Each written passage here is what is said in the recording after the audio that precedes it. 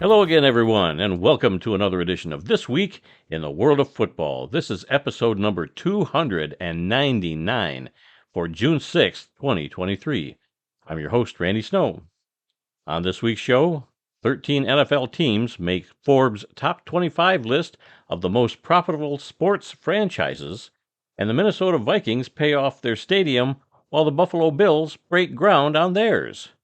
In this week's history lesson, we tell the history of the Arena Football League. But I'm not here by myself. Across the table for me, as always, is my son, Adam. Yep, I'm here. Let's see, what can I complain about this week that's not football related? You had a nice long weekend nice off long with weekend. friends, and What's the complaint about that?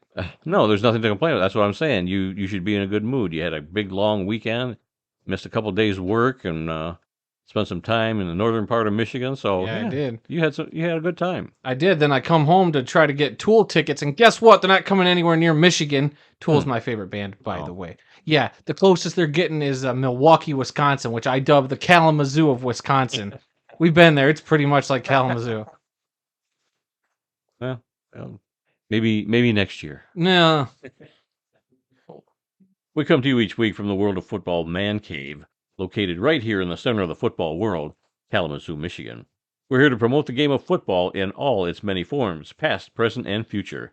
Our goal is to educate, inform, and entertain our listeners with the glorious buffet that is the world of football.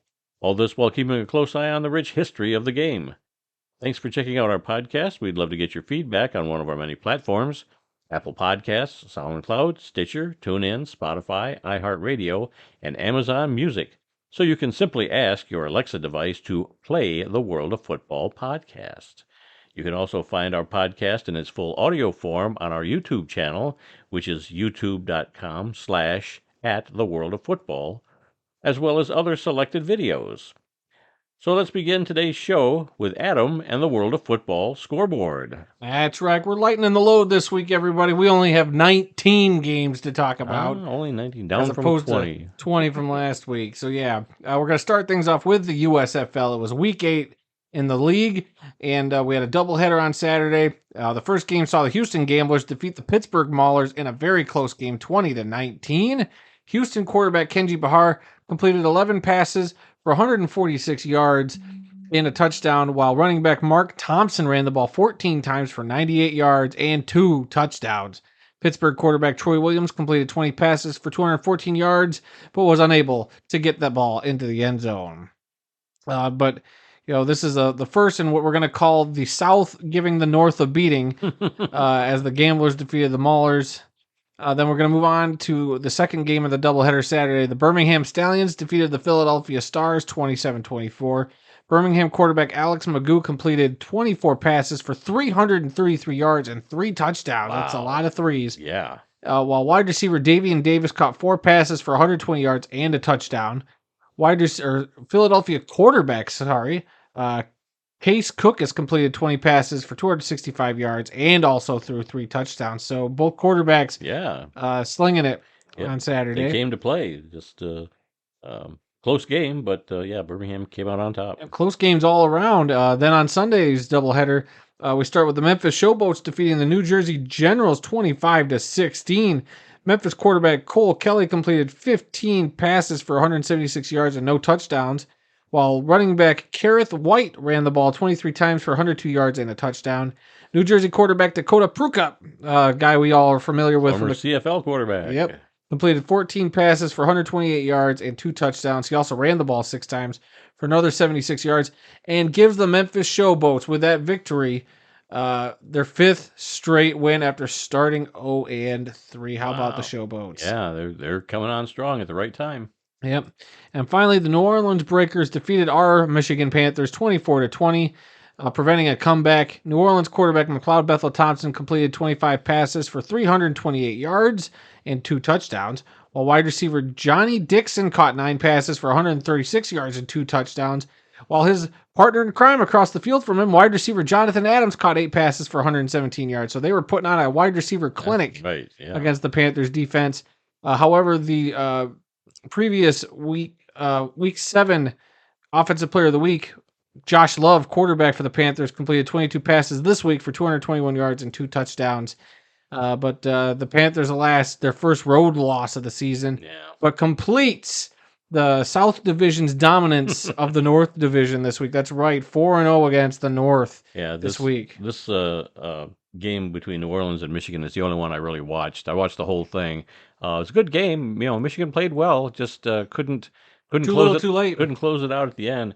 And when I was looking at the stat line, the stats for the New Orleans Breakers between McLeod, Bethel Thompson, and those two wide receivers, it was like Canadian Football League stats. You had a couple of runners get a few yards, but mainly it was all quarterback passing and the wide receivers taking the majority of the offense. So yeah, a very very much a CFL like game with him at quarterback. I'd say that's very much in McLeod Bethel Thompson's Yeah. wheelhouse Yep. then.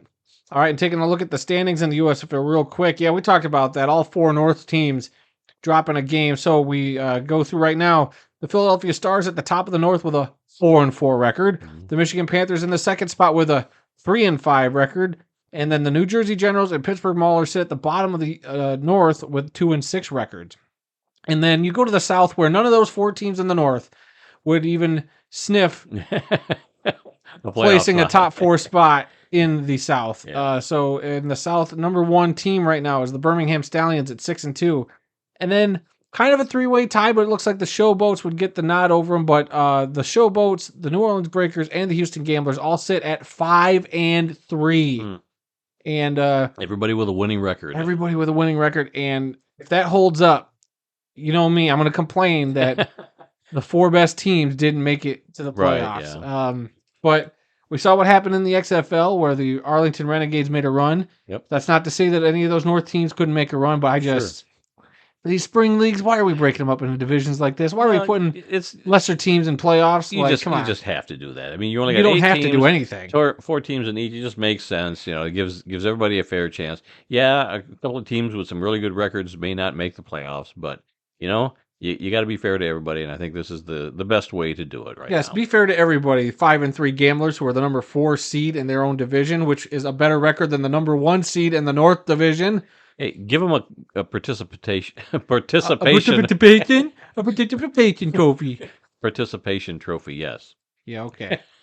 You go and do that, Randy. I'm gonna be loud as heck if that happens to the Gamblers or the Breakers or the Showboats at those records being better than anybody in the North and missing the playoffs. I'm just saying that's not right to me. All right, we're gonna move on to the Indoor Football League. It was Week 12 out there as they had let's see, 1, 2, 3, 4, 5 games on Saturday and a game on Sunday. We start with the Tucson Sugar Skulls edging out the Vegas Nighthawks 42-41. Then the Massachusetts Pirates defeated the Frisco Fighters 72-58. What a high-flying game that ended up being. The Green Bay Blizzard just dominated the Iowa Barnstormers 43-17. The Bay Area Panthers got a win over the Duke City Gladiators 69-52. Another high scoring game. Then the Arizona Rattlers squeaked by the defending IFL champion Northern Arizona Wranglers and interstate rivals 63-62 in double overtime. Boy, that would have been a great I'm game sure to that be would at. have been. Oh Man, oh, man. Those fans probably didn't sit down the whole overtime period. I'm sure that was a lot of fun to be at. And then this next game as well, because the San Diego Strike Force defeated the Tulsa Oilers 56-55. So 3 of these games ended up, a 1-point margin. Right, yeah. Man, oh man, what a crazy, crazy weekend in the IFL. Yeah, the Oilers have been playing good football, but boy, they're not getting They too just many can't wins. get over that hump. Yep. Kind of reminds us of the Gunslingers in the NAL Mm. a couple years back. Mm.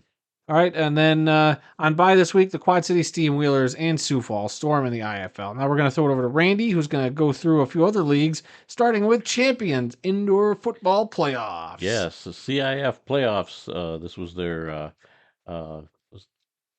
quarterfinal round, I guess. Semifinals? No, semifinals is next week. Okay. Two teams had a bye this week. Gotcha. So on Saturday, it was the Gillette Mustangs defeating the Southwest Kansas Storm 40-35. And on Monday night, last night, it was the Billings Outlaws over the Sioux City Bandits 39-31. A couple of close games, even though, Sioux City and Southwest Kansas didn't have the greatest records. One was 5-5, one was 3-7, I think. But they played well in the playoffs. Didn't advance though. But the semifinals are coming up this weekend. So on Saturday, you're going to have the Billings Outlaws at 7-4, thanks to their playoff win, at the Omaha Beef, who are 10-0. And then in the other game, also on Saturday, the Gillette Mustangs at 8-3 are going to be at the Salina Liberty, who are actually 8-2, which yeah, I guess because they won, they were a higher seeded team. That's why the other team has to travel. And then the championship game for the CIF is going to be played a week later on Saturday, June 17th. So that league is wrapping things up quickly. And then we're going to move on to the National Arena League. This was week 9 for them. 2 games on Saturday, 1 game on Sunday. On Saturday, it was the Fayetteville Mustangs over the Carolina Cobras, 55-37. The Jacksonville Sharks over the West Texas Warbirds, 58-45. And on Sunday, it was the San Antonio Gunslingers over the Orlando Predators, 44-27. The Albany Empire were on a bye, and they got a little trouble over the bye week, so we'll have some news on that coming up in some NAL news. And finally, last week of the preseason for the CFL, this is week 3. 2 games on Thursday and 2 games on Friday. On Thursday, it was the Ottawa Redblacks over the Toronto Argonauts, 34-23. The BC Lions over the Calgary Stampeders, 25-22. On Friday, it was the Montreal Alouettes over the Hamilton Tiger Cats, 25-22. And closing out the preseason was the Saskatchewan Roughriders over the Winnipeg Blue Bombers, 28-16, with the Edmonton Elks on a bye. So yeah, that's it for this week's World of Football scoreboard. So let's get into some NFL news. Quite a few little stories this week. We talked about this last week, and I put a placeholder in here because I thought by now we would know who's going to be on Hard Knocks, but so far still no word on what team will be featured on Hard Knocks this season. Yeah. It's still anybody's guess. I think it'll probably be the Jets just because of Aaron Rodgers, but who knows? I mean, yeah, very hard to tell. I mean, I heard a story today that said that the Jets aren't going to be doing they're going to take a week off before they do their mandatory mini camp since they get the first preseason game with that Hall of Fame game. Yep. So part of me was like, "Ooh, is that also a way to get the Hard Knocks staff ready?" Who knows? I read a separate article that was hinting that maybe it'd be the Saints this year because the Washington's going through ownership stuff. And I don't know, something with the Bears, something with the Jets. So maybe the Saints are the team. Who knows? I'm a little surprised because it does feel like the Lions were announced shortly after the draft, if not around draft time. Yeah. So who knows what the holdup is? They'll probably make the announcement right after we stop recording today. Probably. I said that last week. Yep, it hasn't happened so far. It's just weird that it's taking so long this year. Right. Maybe there is some kind of problem where they want a certain team, but they for whatever reasons are balking at it. I don't know. Who knows? I mean, these are the 4 teams cannot say no anyway. They can be made to do it. I wonder if they're just waiting for one of them to just volunteer. Who knows? Who are the 4 teams? You have that in front of you? It is the Chicago Bears, the New York Jets, the Chicago. Did I already say Chicago? You said Chicago Bears. Then it's the Saints and the Commanders. Okay. So Bears, Commanders, Saints, Jets. Those are your 4 teams. You found most of the news this week, and you kept sending me things, and I was throwing them into the rundown. One of the things you sent me was the Minnesota Vikings have paid off their mortgage or their debt on U.S. Bank Stadium 23 years early. Yeah, that's phenomenal. This move will save Minnesota taxpayers $226 million in interest, according to a site called Front Office Sports, which I had never heard of, but that's where you found it, and you sent it to me. Yep. And I saw that floating around. I was like, well, this could be a story this week. Yeah, I mean, I haven't seen or heard it anywhere else, but if this is true, which I assume that it is, that's awesome. I mean, when I think I told you when the Lions left the Silverdome, they still had a couple of years of payments left on that to pay off the Silverdome before they moved into Ford Field. So, having their stadium paid off 23 years early is a great thing for the people of Minnesota and for the team. And then the opposite side of the coin, the Buffalo Bills have broken ground on their new $1.54 billion stadium, which is set to open in 2026. The new stadium will be called Highmark Stadium, just like it currently is. So I guess they're keeping the same sponsor. Yeah, they got like a sponsorship deal with some Highmark Blue Cross Blue Shield of Western New York or whatever. But Okay. yeah, And the stadium is going to seat 63,000, which is a little bit smaller than Ford Field, because I think Ford Field is 65,000. hmm And they're also going to have a natural grass field. which will So be interesting for Buffalo because they've always had either the AstroTurf or the field turf. So to actually have natural grass is very interesting. So yeah, when I was on that stadium field a few years ago, I thought it was grass at the time that we were there. I doubt it. It's it's No, it's like a playing surface. I So. don't know. And I can't remember. But hey, we got some hookups over there in Buffalo, so I mean, we could be getting a tour of this stadium. I think we got some hookups over there in Buffalo that hey, we would not turn down a tour of this brand new Oh stadium. yeah, yeah. Well, maybe the PFRA will have to go there in a few years when they get the new stadium That's what built. I'm saying. There's a whole Western chapter of the PFRA out there. Come on, boys, hook us up. Here's a story that you sent me last week that I You scoffed at and wouldn't put in the news last week, yeah, but and then we could tie it into a different story I this looked week. back on some stuff this week, and I said, "Oh, what the heck? I'll throw this in here." Will Ferrell is in talks to star as John Madden in an upcoming movie called Madden. It's a film about the origins of the Madden video game. Origins of games has been really hot Well, I know lately. you're into movies, so I you like love movies. I I am not a Will love Ferrell movies. fan. I thought he was great in uh, Ricky Bobby. Anchorman. Anchorman, Talladega Nights. And maybe Ricky Bobby yet, but after that, it's all the same, and I don't really care for Will Ferrell much. You uncultured swine. And for him to play John Madden, I don't see it. Look, I it's just not don't like see it. it's not like he's gonna be.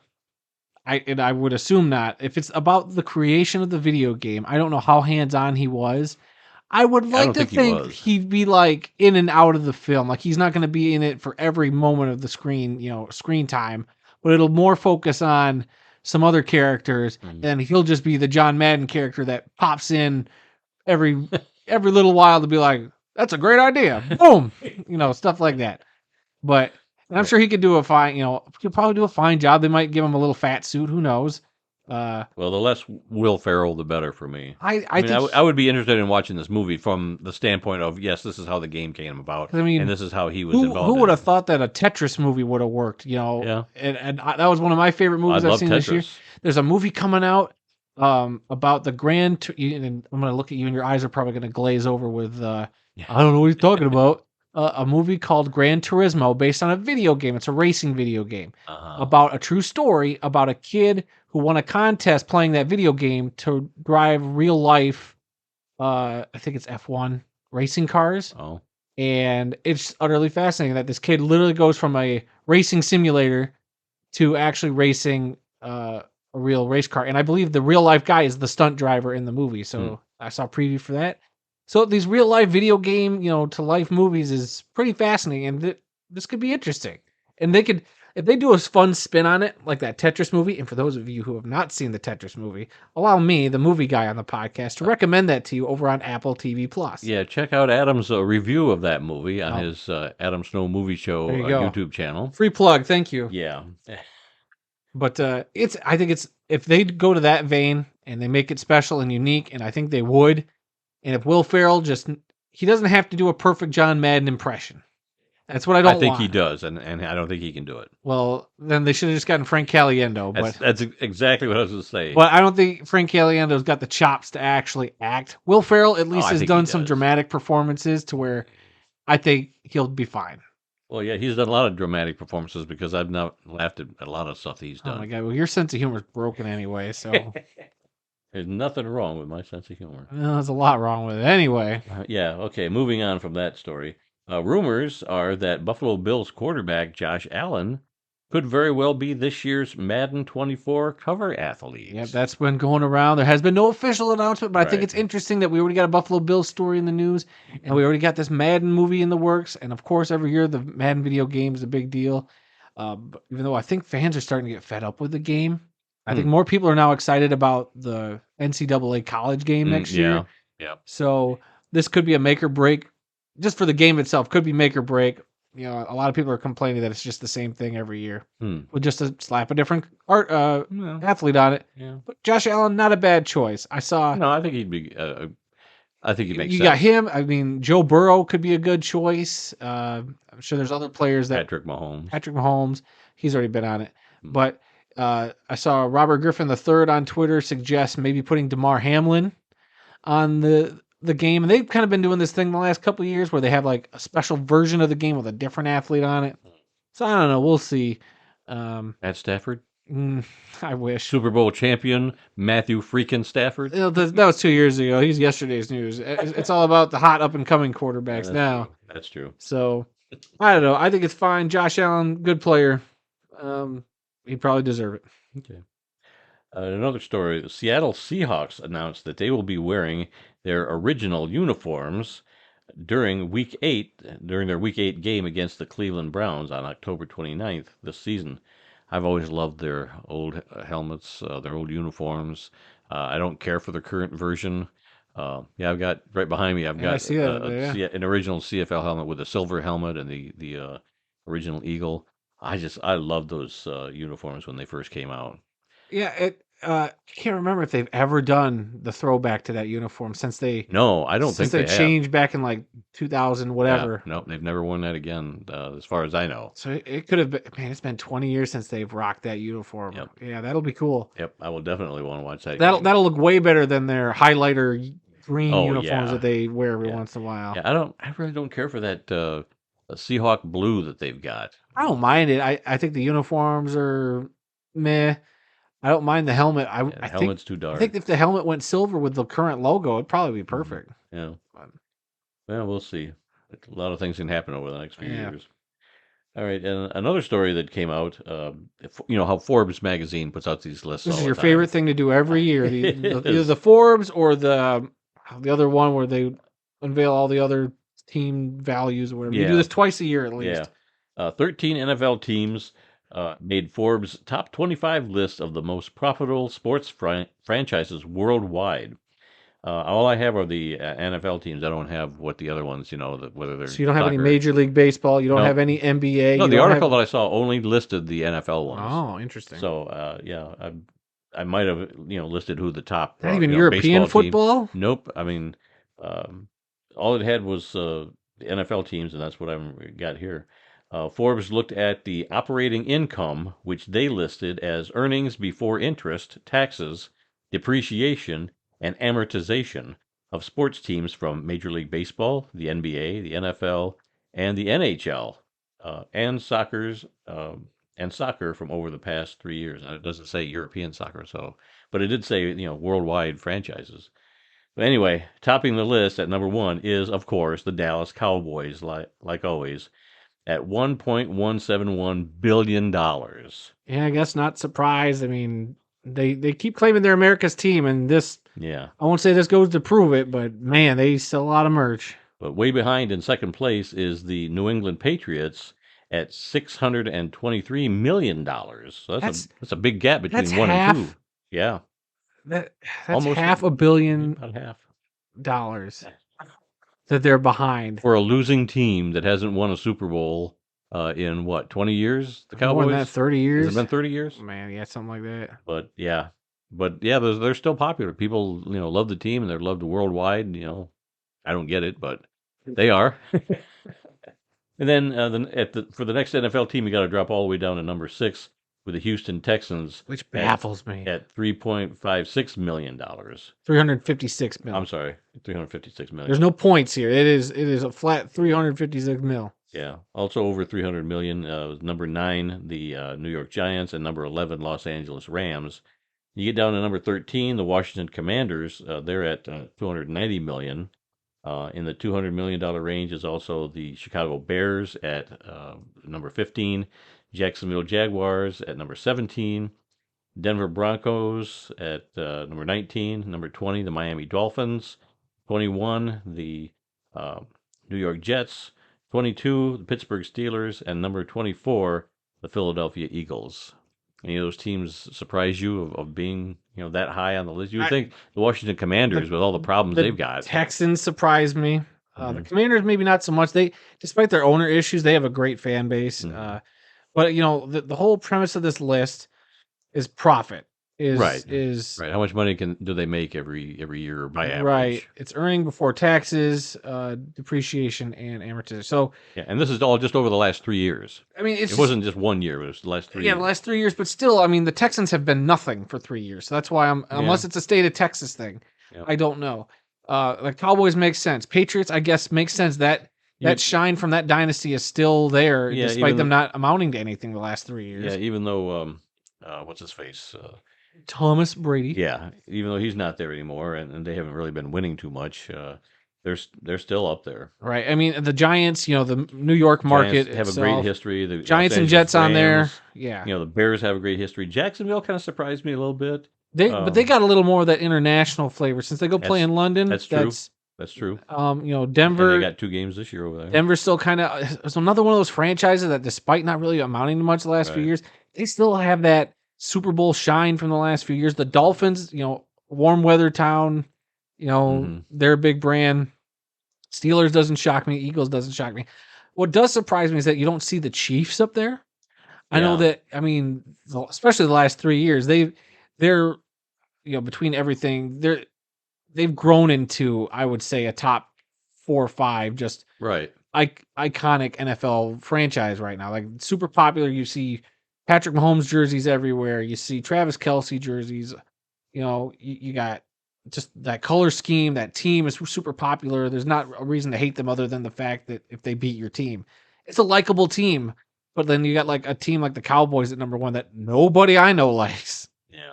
But I mean, it is what it is. It does surprise me that there's a couple of those teams like Chiefs not on that list, and maybe even oh boy, maybe even something like the Packers. I feel like the Packers have always been like Yeah, they've always been, an they've got iconic fans all over the franchise. place, Yeah, fans going all back over to the Vince world kind of Lombardi thing. and all those guys. Maybe not even the Chargers. The Chargers, being in Los Angeles too, they've been solid the last 3 years. Mhm. You would think that LA market would, them and the Rams, Right. Right. would, I wouldn't say they'd be close, but Yeah.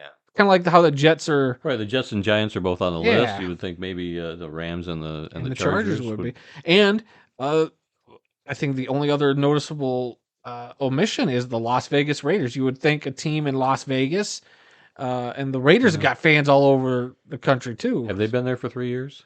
Not This in Vegas. this will be the third year, This won't will be it? the third year, but Okay. still, you'd think that they would have, Yeah. unless that includes like money going towards their new stadium, and I don't know all the ins and outs and the math completely done Yeah. here, but Yeah. that's a name that surprises me isn't higher. Yeah.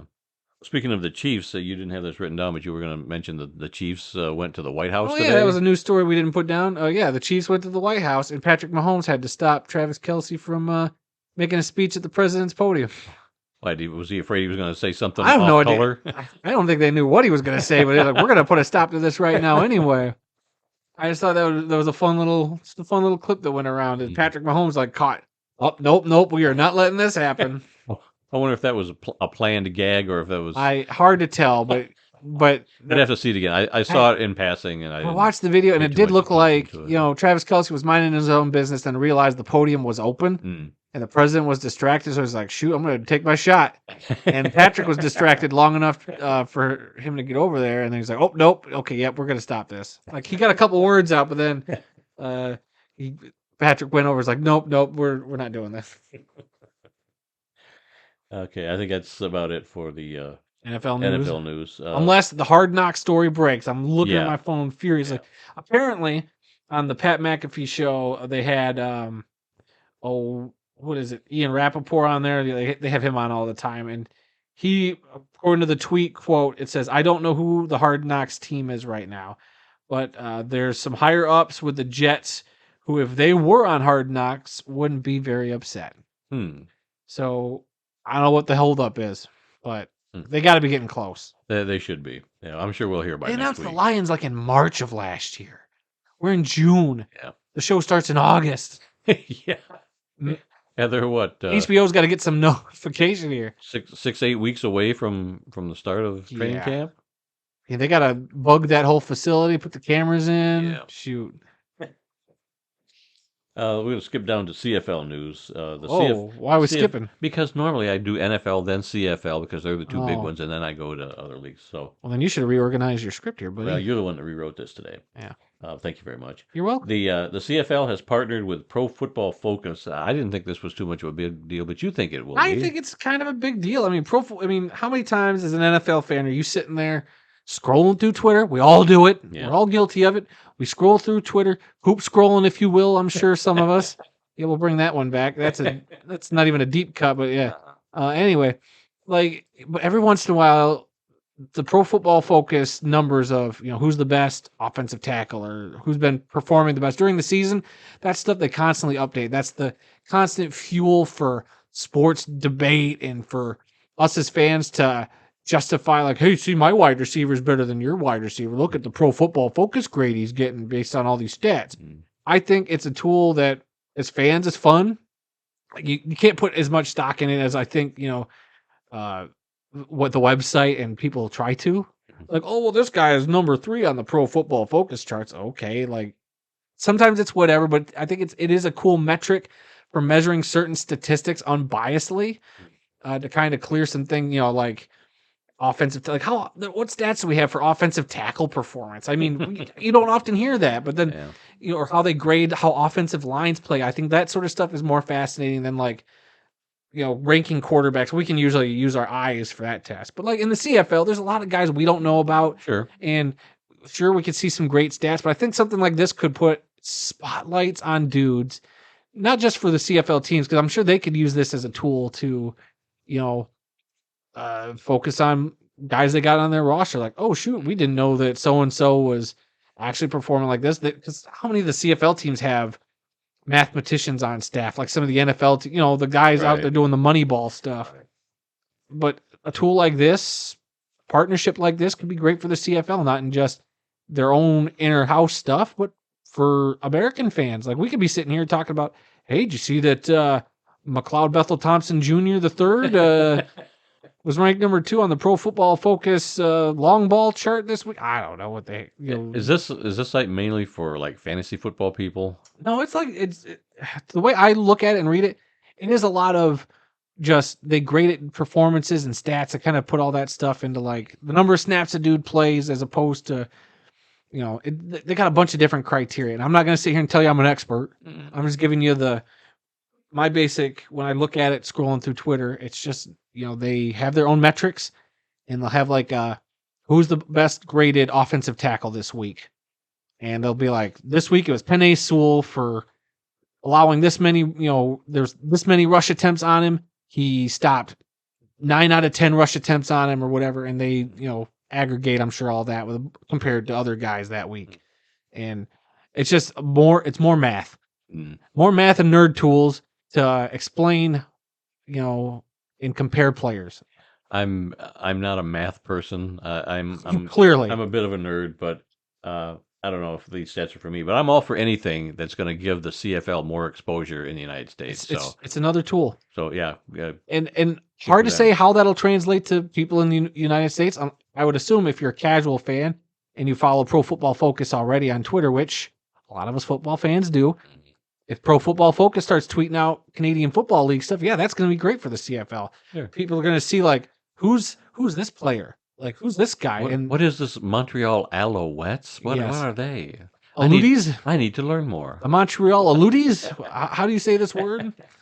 I mean, Pro Football Focus will not help you with your pronunciation of CFL team names, but it might give you a better understanding and a spotlight on some of the players up there that frankly get a little overshadowed. Yeah. I mean, there's look at McLeod Bethel Thompson, who I think rocked it in the CFL. Yep. He's been rocking it in the USFL. Maybe an NFL team will finally give him a shot. Who knows? Maybe not. Maybe he's too old for an NFL team at this point. Hard to say. But maybe seeing some of these numbers and like if a coach or a scouting unit can use these to help break down player performances, just to give them a look, get them on your practice field. Mm-hmm. I'd say it's a win. Like you said, any extra tool to help make the CFL get a bigger spotlight on it can only be positive. Yeah. Okay. All right. Now moving on to some National Arena League news. Albany Empire owner Antonio Brown says he was kicked out of his hotel for loud music and marijuana use. How many of us have had? I mean, we've all had this happen to us, right? I don't think so. Come on, loud music, I, marijuana. I don't think so. But anyway, That's right. You're a nerd. You don't do that sort of the stuff. the Holiday Inn where he was staying is also the same Holiday Inn where his players stay, the team players, and he is now looking for a new team hotel. Now, I saw this on and I posted it on our, at least on Facebook. I think I did Twitter also, but there was a short little blurb from the local Albany TV station, and the local sports reporter was saying that, yeah, the cops were called. They went to the hotel. They talked to Antonio Brown. He was not arrested. There was no charges. There was no fine. The cops eventually just left. Probably told him just to keep it down or whatever. But Antonio Brown is saying that he's being thrown out. Maybe the management at the hotel was looking for an excuse to get the team out of there. I don't know, but yeah. So he's saying that he's been kicked out of the hotel and is looking for a new place for his team to stay there in Albany. So if you want to check that out, you can go to our Twitter and Facebook feeds and find that story direct from a local sports reporter in Albany.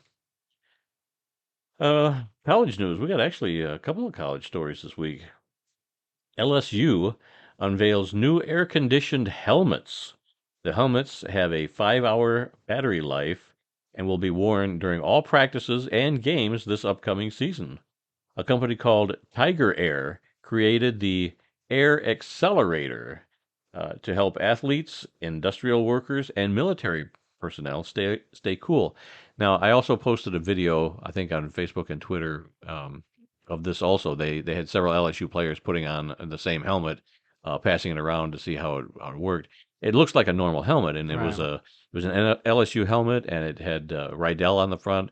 But I think because this is a product that goes in to the helmet, it's not the helmet company that's creating this. It's this Tiger Air company. So I think it's an insert they can put in there with a battery. Keeps your head cool. Probably got a little fan in there and maybe like a cooling element or something. But and even high school teams are getting some of these. There was no word on how much these things cost, per player. I know my old high school a few years ago had special helmets with those sensors in the back that if they took a big hit, the light would start flashing in the back of the helmet, and then they could get the kid off the field and check him out before they'd send him back in to see if he received a concussion because he got an awfully hard hit. So I don't know what the cost is on these, but if it's going to help teams in these super hot weather conditions down south, I'm all for it. But at first I thought it was the Rydell company that was coming out with a model, but I think they're for any model helmet. It'll be cool to see. Like that'll be something to keep an eye on during the season. Or unfortunately, like if there's a malfunction with something, do we hear about it? Yeah. Or do we just hear? I won't say like, is it an unfair advantage to these guys when they're out there? Who's to say? Like I think it'll be interesting to see and keep track of something like this, or if it's even going to be mentioned again. If it's something that just fades in the wind, like those helmets you just mentioned with the sensor. How many of those we hear? You don't even see those in the NFL. No, you don't. Which I'm shocked that we don't have something like that in the NFL for as many concussion issues if they've been trying to tout and stop. I don't know if my old high school is still using those or not, but I know for one whole season they did, and I don't know where they got the money for those, but every player had it. A private World of Football donor, maybe? I wish. Let's see. This is one that took me by surprise. You found this one also. The Cheez-It Bowl in Orlando has a new title sponsor. Now, I only found this because I was looking up Cheez-Its because I'm a fat kid and I like to snack. And I was pleasantly surprised about the snack they replaced this snack with. And at first when I saw this, I thought, is this an April Fool's joke? This sounds too comical. And then I said, no, it's June. And I found it in a couple different places, so it must be real. But the game will now be known as the Pop-Tarts Bowl. Or as I like to call it, my Saturday morning as I sit there with my bowl of Pop-Tarts.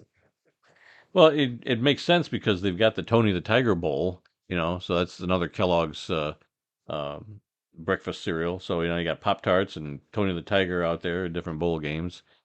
Who knows? What's next? The Fruit Loops Bowl? We can only hope. Well, let's get Cocoa Krispies. cereal-themed bowl games out there. I want the Count Chocula Classic.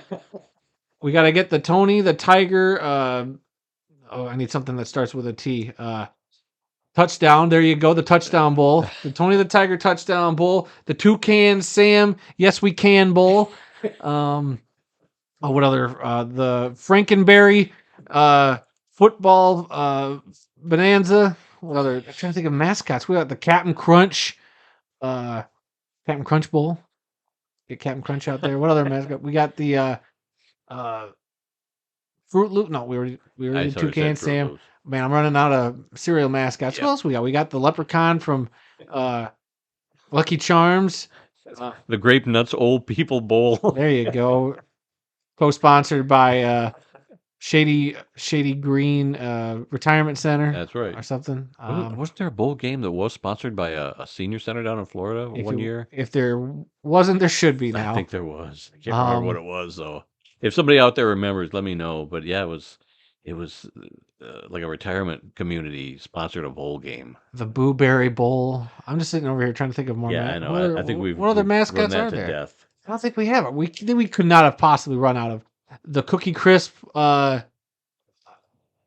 that Cereal guy was bowl. called. Cookie Crisp cereal bowl. The Sugar Smacks guy. Which one was he? What was his name? Didn't he have a name? Sugar Bear. Sugar Bear. There you go. The Sugar Bear Bowl. What about the frog? He did the other. Yeah, that one. There we go. I think we've run this one. No, okay. I'm gonna look up cereal. I should have done this to start this bit. Well, while you're doing that, and I ran that bit into the ground. I hope your internet connection gets lost. The National Football Foundation and the College Football Hall of Fame announced the names of the 2024, the names that are going to be on the 2024 ballot for induction into the College Football Hall of Fame. It includes 78 players and 9 coaches at the FBS level, and 101 players and 32 coaches at the division level. That's everybody else. Division FCS, Division 2, Division 3, and AIA, all those below the FBS. Now, some of the FBS players include, get a load of this, Marshawn Lynch, Herman Moore, Kellen Moore, Michael Orr from The Blind Side, Julius Peppers, Antoine Randall L., Ron Rivera, Michael Vick, and Luis Zendejas. FBS coaches include Darrell Rogers, who was at Michigan State and Arizona before he went on to coach the Detroit Lions for a while, and Tommy Tuberville.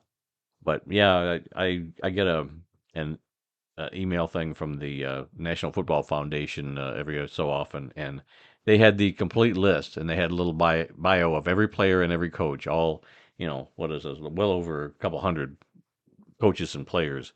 And I just basically glanced at a lot of the player and coach names to see who I recognize and jotted down a few. But man, there's just so many out there to choose from. Yeah, I mean, if I were a voter, I don't know how you would, know half of the people on the list unless you're really, really into college football, which I hope they are, the voters.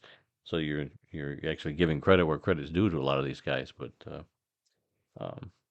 yeah, so that's the list from the 2024 ballot, which will be going out soon, and I'm not sure when the deadline is to get it back, but those are the names that are going to be on the ballot. Right on. And speaking of lists, here are the top 17 cereal mascots that should get bowl games. Tony the Tiger from Frosted Flakes. Got it already. Buzz Bee from Honey Nuts Cheerios. Dig'em Frog from Honey Smacks. Sonny the Cuckoo from Cocoa Puffs. Trix Rabbit from Trix Cereal. Captain Horatio Magellan Crunch. He should get his own bowl. That his real name? Yep. Quisp on Quisp cereal. I've never heard of Quisp. Oh, there you go. There's a reference for you old people. It was Quisp and Quake. Where's this list coming from? The internet. Toucan Sam from Fruit Loops. Count Chocula. We already did that one. Lucky the Leprechaun from Lucky Charms. Snap, Crackle, and or Pop. Give one of them a bowl game from Rice Krispie Treats. Minnie on Frosted Mini Wheats. Minnie is apparently the little mini mascot from the Mini Wheats. Oh, really? Crazy Craving, the honeycomb mascot. Sugar Bear from Golden Crisp. Sunny from the Raisin Bran mascot. Let's see. Then what we got? Cornelius Corny Rooster from the Corn Flakes box. Yeah, classic. Fred Flintstone from the Fruity Pebbles and Cocoa Pebbles Too box. commercial. And that's where the list stops. I'm surprised Quisp was on that list. Somebody must have been an older person that did. I think they still make Quisp cereal. You can buy it on the internet.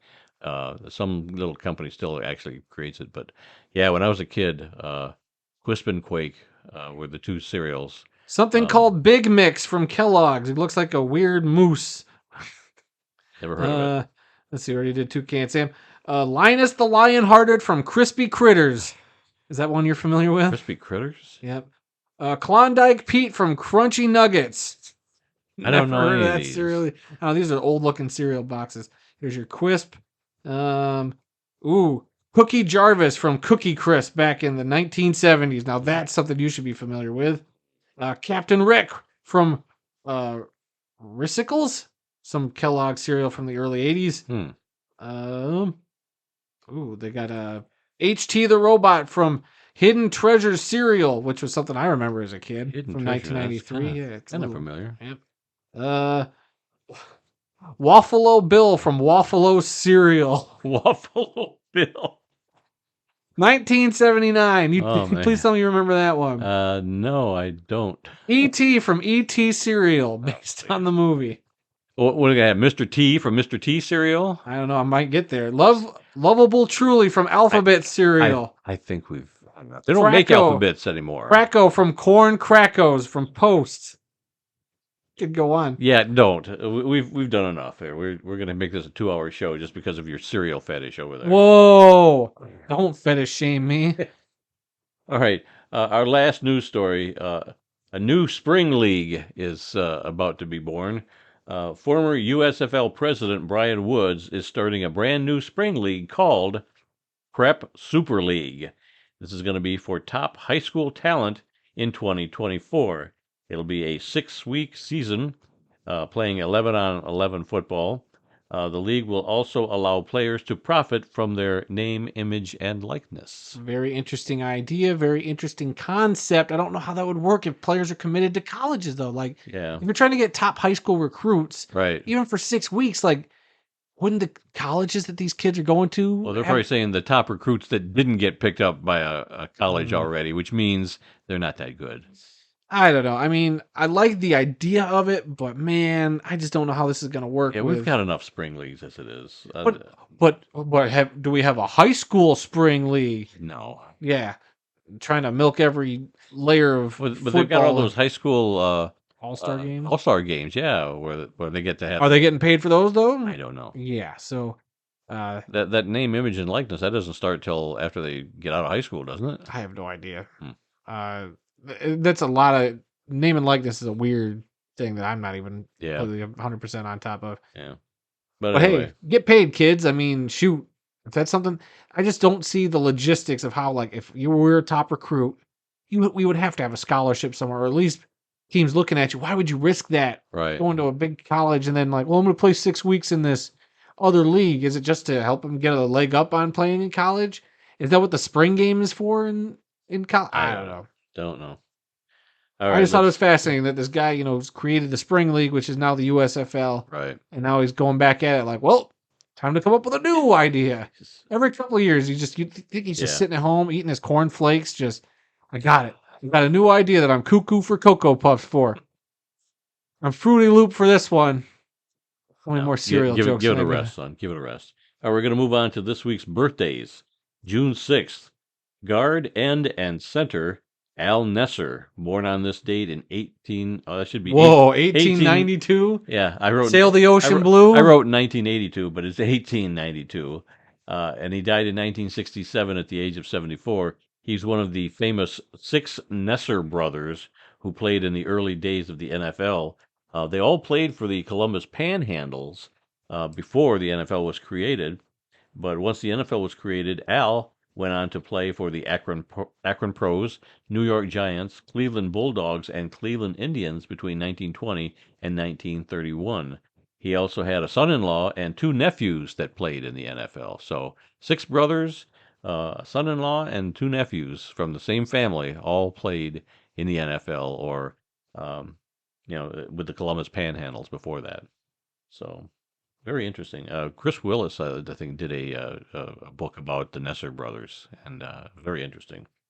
Let's see. Wide receiver and halfback Bobby Mitchell, born on this date in 1935. He died in 2020 at the age of 84.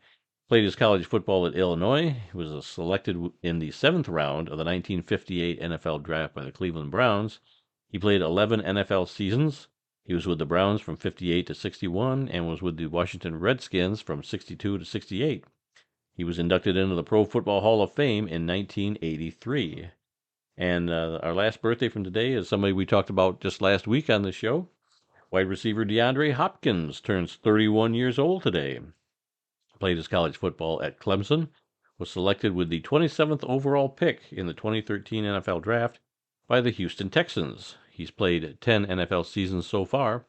He was with Houston from 2013 to 2019 and the Arizona Cardinals from 2020 to 2022. And he's looking for a new team right now. I haven't seen where he's signed with anybody or talked to too many. The rumors are Cleveland is the front runner right now, it sounds like, or at least the betting favorite. And you know who in second place is? The Detroit Lions are the second best odds to land him. I've heard that Dan Campbell said that they weren't going to pursue him. Smoke screen, Randy. Money. Of course. Why wouldn't you want to get him? If you got the money and space for him, you do it, Detroit. Well, like I said, we'll see what happens. I just don't. Some of these teams, why would you go to Cleveland? I think Cleveland, even with Deshaun Watson, I don't think they're any closer to being any good than they were last year. I'm sorry. I don't buy into the Cleveland Browns hype, but you know what hype they should believe in? The Detroit stinking Lions. That's right. Well, that's all it is right now is hype. It is just hype. Here comes the 0-16 season. We'll see when the season starts. Of course, we have high hopes for this year. 0-17, sorry. And hopefully they'll have a great season. All right, we do have a couple of obituaries today. This is where we take a moment and we honor those who've made the world of football a better place. Our first one is that we don't tell about too many women's obituaries, but Norma Hunt, the wife of Kansas City Chiefs and American Football League founder Lamar Hunt, has passed away at the age of 85. Norma and Lamar met in Dallas in 1960 when she was one of 30 female school teachers that he hired to go door to door selling season tickets to his new Dallas Texans football team during their summer vacations from school. They were each provided a red convertible to drive around town, and the one that sold the most tickets got to keep the car. Norma wasn't the one that sold the most tickets, but she was one of those ladies. That's how he got to know her. Norma Hunt was also the only woman to have attended every Super Bowl game through this last year. Lamar Hunt died in 2006, and the Chiefs are now run by their son, Clark. Well, I mean, amazing. Right before she passed, she got to see the Chiefs win another Super Bowl. Yep. So, heck of a story. You talked about dusting off an old history lesson you've did with her and saving that in a couple weeks because we're booked up history lesson wise for the next couple of weeks. Next week, but maybe the week after that we'll bring back our history lesson on Norma Hunt. Oh, my turn. Yeah, sorry. Your turn. And our second and final obituary this week is that of Bill McGovern, an assistant coach in college and in the NFL for 36 years, has passed away at the age of 60. McGovern played defensive back in college. Wow, way to mistype that.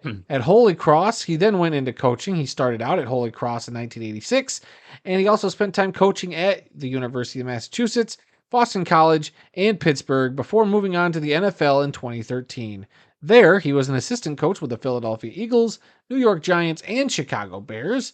He then returned to the college ranks and coached at Nebraska in 2020 and was coaching at UCLA in 2022. All right. Any word on who the Hard Knocks team is? Still no answer. Okay. Well, then we'll move on to this week's history lesson. And this week, we tell the history of one of our favorite leagues ever, the Arena Football League. The Arena Football League was born on February 11th, 1984. That's when Jim Foster, who was working in the NFL's marketing department, attended the Major Indoor Soccer League's All-Star Game at Madison Square Garden in New York. As he watched the soccer game being played on a hockey-sized field, he wondered if football could be played on the same size field. He took out a manila envelope from his briefcase and began drawing a 50-yard football field with rebound nets at each end to keep the ball from going into the stands. He also wrote some notes on how the game would be played with 8 players on each team. After a few test games were played in Illinois using semi-pro players, the AFL played its first season in 1987 with just 4 teams: the Chicago Bruisers, Washington Commandos, Pittsburgh Gladiators, and Denver Dynamite. They played a 6-game regular season schedule, and the 2 teams with the best records faced off against each other in the championship game called the Arena Bowl. Arena Bowl 1 was played on August 1st, 1987, in Pittsburgh between the Denver Dynamite and the Pittsburgh Gladiators. Both teams had 4-2 records. Denver won the inaugural Arena Bowl title 45-16. In 1988, the league fielded 6 teams and played a 12-game regular season schedule. One of those teams was the Detroit Drive, an early powerhouse in the league. They would go on to play in 6 straight Arena Bowl championship games from 1988 to 1992, winning 4 of them. On March 27, 1990, Jim Foster was awarded U.S. patent number 4911443 for the Arena Football Gaming System. It was also patented in Canada, Japan, and Mexico. It is the only sport in the world to ever receive a U.S. patent. In 2000, the AFL created its own developmental league called Arena Football 2, or AF2 for short. It played the same style of game, but in smaller market cities.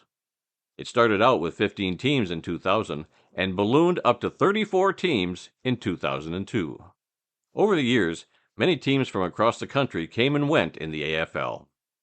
At its highest point, the AFL fielded 19 teams in 2004. There was even a team in Canada called the Toronto Phantoms in 2001 and 2002. Celebrity owners were also a part of the AFL, including John Bon Jovi and Ron Jaworski, who owned the Philadelphia Soul, John Elway, who owned the Colorado Crush, Paul Stanley and Gene Simmons of Kiss, who owned, ironically enough, the LA Kiss. Vince Neil of Motley Crue owned a team called the Las Vegas Outlaws, and country singer Tim McGraw was part of the Nashville Cats ownership group. The AFL shut down after the 2008 season due to financial troubles, but the AF2 continued to play in 2009. In 2010, the AF2 rebranded itself as the new AFL and fielded 15 teams, which consisted of a combination of AFL and AF2 teams. The AFL continued to play through 2019 before the league shut down once again. Arena Bowl 32 was the final game played on August 11, 2019. It saw the Albany Empire defeat the Philadelphia Soul 45-27. The most famous player to come out of the AFL has to be quarterback Kurt Warner. He played for the Iowa Barnstormers for 3 seasons from 1995 to 1997 and led the team to back-to-back Arena Bowl appearances in 1996 and 1997. He would go on to win Super Bowl 34 with the St. Louis Rams. Other great players who came out of the AFL were quarterbacks Cedric Bonner, Clint Dozel, and Aaron Garcia. Others included wide receiver linebacker Hunky Cooper, wide receiver touchdown Eddie Brown, wide receiver defensive back Barry Wagner, offensive specialist George LaFrance, and quarterback and later AFL head coach Jay Gruden. The Arena Football League's 32 seasons are third in the number of pro football seasons ever played, behind only the NFL and the Canadian Football League. Earlier this year, it was announced that the Arena Football League was coming back in 2024. There's still a lot we don't know about its return, including which cities and teams will be playing at the restart. Regardless, this is an exciting time for everyone who loved the league during its first 32 seasons. For myself and for many other fans around the world, 2024 can't come soon enough. My only criticism of this history lesson this week is that you didn't include the Arena Football video games. That's true. And I felt like there was something else that probably should have been thrown in there, but I guess history lesson for another day. Yeah. But surprised, what was it? We should be getting news soon. They've been saying it was like 60 days from whatever that last interview the commissioner did with Arena so April sometime. So here in June we should be getting some news soon. Another interview with Tim maybe Capper, as soon as we stop recording this episode, just like the Hard Knocks. We're gonna have a big week next week for 300. That's gonna be a 2-hour show. Well, I don't know about that, but It's going to be a 2-hour extravaganza. we're gonna put this on YouTube. We're gonna, record video of the Yeah, whole that's show. that's the plan. We're gonna have a video version next week of the full show. We're gonna try a new kind of format, and if people kind of dig that, maybe we'll stick to also putting a video version of the podcast up. Nothing too fancy. Hmm. Maybe not as many graphics as I would like, but you still might just get me and Randy and see our lovely faces on camera. I'm gonna have to shave again Which I for feel this. bad for everybody because our faces were made for radio. Now, wasn't it last year that we recorded our first ever video of our podcast for our fifth Probably. anniversary show? Probably. And that turned out to be, That was like an hour and 20 minutes, wasn't yeah, it was an hour and Yeah. well, almost an hour and a half. it? Yeah. Of course, that was the sixth anniversary. This we're talking our 300th show, Yeah. so it's really not our sixth anniversary. It shouldn't be too crazy. Yeah, but yeah, something we're playing around with. So that'll probably happen next week. All right. Lastly, our upcoming events calendar. This Thursday, in 2 days, June 8th, the CFL regular season begins. Thursday night football in Canada, a game between the BC Lions and the Calgary Stampeders. Saturday, June 10th, the LFA, what is it, the Liga Football Americano? Something like that. Championship game down in Mexico, also known as um, Mexico Bowl 6. I got Mexico 6 Bowl. I believe it's Mexico Bowl 6, Okay. yeah. Between a team called the Dinos, who are 7-3, and the Caudillos, which is, I guess, Spanish for warlords. They're 10-0. They are undefeated. Yeah, they've had a great season. This is a league that I've been saying we need to highlight more. Yep, that's why I put them in there. I follow them on Instagram, and I think they've put out some good highlights. We tried watching a game on YouTube one Got time. a little bit of that. So maybe in the future, this is the league we'll focus on. It'll be cool to talk about their championship game and see what kind of. This will be a good test for you to see if you can pull any notes and highlights and Well, you know, witticisms from this one. a 10-game season, just like the USFL and the XFL. So yeah, we'll check this out. And I think they got a really cool championship trophy. I don't know if you've ever seen a picture No, of I it don't think I before. have. It kind of looks like a Lombardi trophy, but it's like flat. And it's a little more got of a design to it. I think it's kind of cool. Okay, the best way I could describe it's like the Lombardi trophy meets one of those tennis plate trophies, okay. circular thing, but it's kind of like that. Like a 3D plate or something. Kind of like, yeah, like I said, it's like the outline of a football on top of a stand, but it's got that like weird tennis trophy plate look to it. Okay. But I think it's a cool trophy. Okay. Saturday, June 17th, the Champions Indoor Football Championship game will take place. And Saturday, July 1st, the USFL Championship game is going to be taking place in Canton, Ohio. Are we going to go? If Michigan is in it, should we go? If Michigan's in it, I think we should definitely go. Oh, we'll definitely go if that's the case. But I mean, but you know what? I might be out of town that weekend. Ooh, that sucks to be Mom you. and I are going to Kentucky again. Yeah, I'll go. I've attended every USFL championship game of the new iteration would be something. Well, I can at least say that I've seen a USFL game in every season, 83, 84, 85, and last year and this year. So I've seen my game for this year. The championship game would be cool to go to, especially if Michigan's in it. I don't know if that's going to happen, but yeah, I think I'm going to be out of town. Oh, man, I might try to do that then on a Saturday. Ooh, boy, I could probably swing it. I'm sure you can get your brother-in-law to go with you. Maybe either him or Aaron. Aaron can meet me there. Yeah, maybe. All right, Thursday, August 3rd, the Pro Football Hall of Fame game in Canton at that same stadium. What is it, Tom Benson Field? Between the Cleveland Browns and the New York Jets. Saturday, August 26th, the FBS College Football Week 1 kicks Week off. 0. I'm sorry, Week 0, yes. A new thing they've been doing. Yeah, where they have like a handful of games. So for Week 0 this year, they have a game, Navy at Notre Dame, or Navy versus Notre Dame at Dublin, Ireland. So they're going over to Dublin to play this game. And then there are 6 other games on the schedule for that particular weekend before the rest of the college football world kicks off the following week. And then finally on our upcoming events calendar, Thursday, September 7th, the NFL regular season begins. Thursday night football with our beloved Detroit Lions at the Kansas City Chiefs. So what an action-packed couple of months we got coming up here leading up to the start of the NFL season. All right, one last chance. Anything from the from your phone? Yep, actually, I did just stumble across something. A little story here, real quick. Okay. Good news. We talked about Damar Hamlin earlier. It appears that he was a full go for the first time at OTAs. He was a full participant in practice. So very good news to hear. Very encouraging. What a story he's Good been. for him, yeah. Good for him. Yeah. I mean, it's cool to see him. He's out there with his helmet. He's out there on the practice field. So big step for him. Very excited about that. Good. All right, well, that's all the time we've got for this week. If you learned something during this podcast about the incredible amount of diversity that exists in the world of football, then we've done our job. Visit our website at theworldoffootball.com for news, links, upcoming events, original articles, videos, and more. Our email address is info@theworldoffootball.com. And breaking news from the NFL Hard Knocks. It appears the Detroit Lions have been selected to be repeat. No, I'm just kidding. I know wish. you are. I was wondering if you would freak out. No. I was hoping to get that on audio. No, you're not going to get a rise out of me on that one. All right. Well, shoot.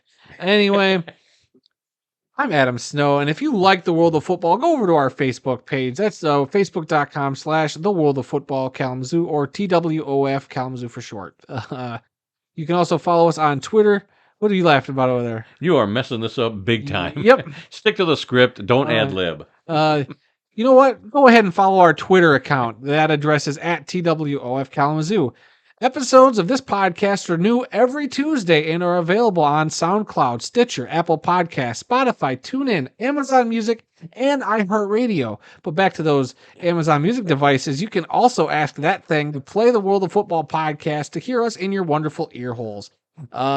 You can also find the full audio version of this show on a video medium called YouTube. You can search for our videos on that YouTube website thing by simply searching the World of Football Kalamazoo, or use the handle youtube.com/@theworldoffootball. So please spread the word, subscribe, rate, review, give us a like, leave us a comment, all that junk. Let us know what you think, and please come be a part of the conversations revolving around football. Boy, did you massacre that. You're welcome. Oh my gosh.